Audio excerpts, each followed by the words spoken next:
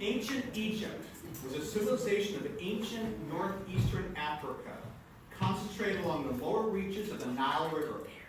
Egyptian civilization coalesced around 3150 BC with the political unification of Upper and Lower Egypt under the pharaoh Narmer, then flourished for over 3,000 years before finally coming to an end around 30 BC while under Roman control.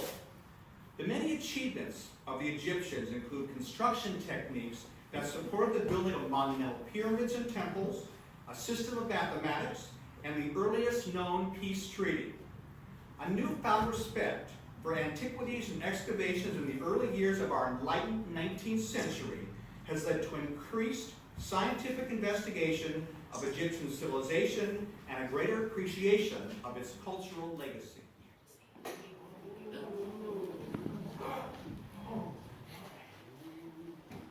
Allow me to introduce myself. I am Professor Richard Douglas Toombs, Professor of Ancient History at the Los Angeles State Normal School.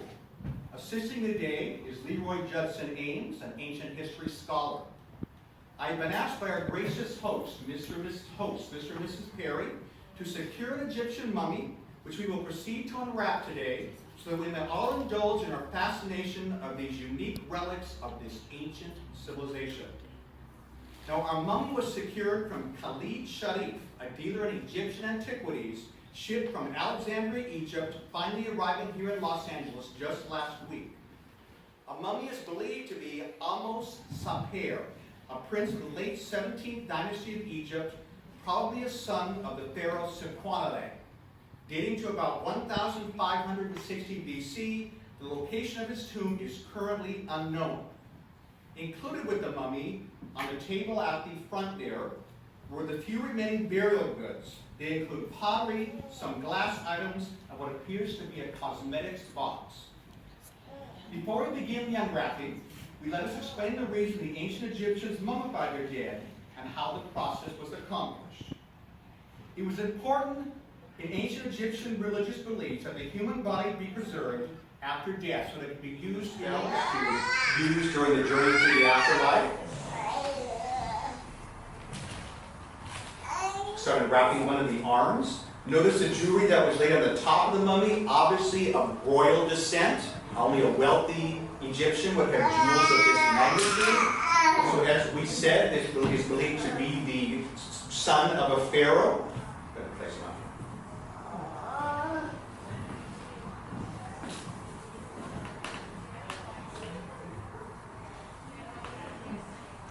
Oh, look at the beautiful bracelet from the mummy.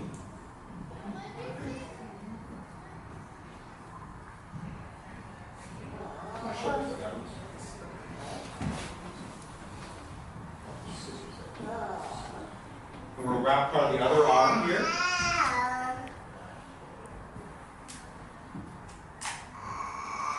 Another one as well. Mr. Craig, can you show that to our audience? Yes. Shall we unwrap the edges? Yes, let's open the apple. Very beautiful, very ancient. Now, even the poor in ancient Egypt could hope to go to the afterlife because they would be buried in the desert sands with no mummification. But because of the extreme dryness of the Egyptian environment, their body would also be somewhat preserved, and so they could too hope to ascend to the afterlife. As you can see, we're opening up the abdomen, which is stuffed with linen and more coarser pieces to fill up the body to give it a natural lifelike appearance. Start removing some of the extra linen.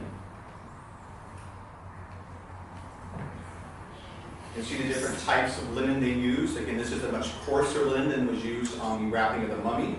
They would literally use thousands of yards of linen to wrap a typical mummy. Of course, the more wealthy the individual, the more elaborate the wrappings and the mummification process would be. These must be the organs.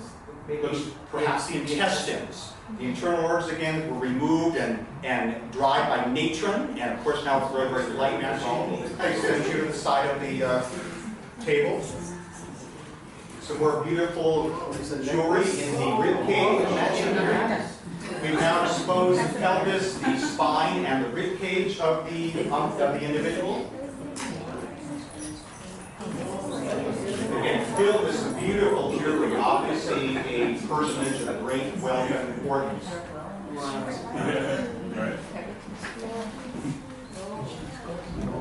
Another internal organ. Again, the only organ normally left in the body was the heart, because that was believed to be the center of intelligence. That they did not know that the brain was truly where we receive our intelligence in those days. We pretty much cleared the body cavity. Let us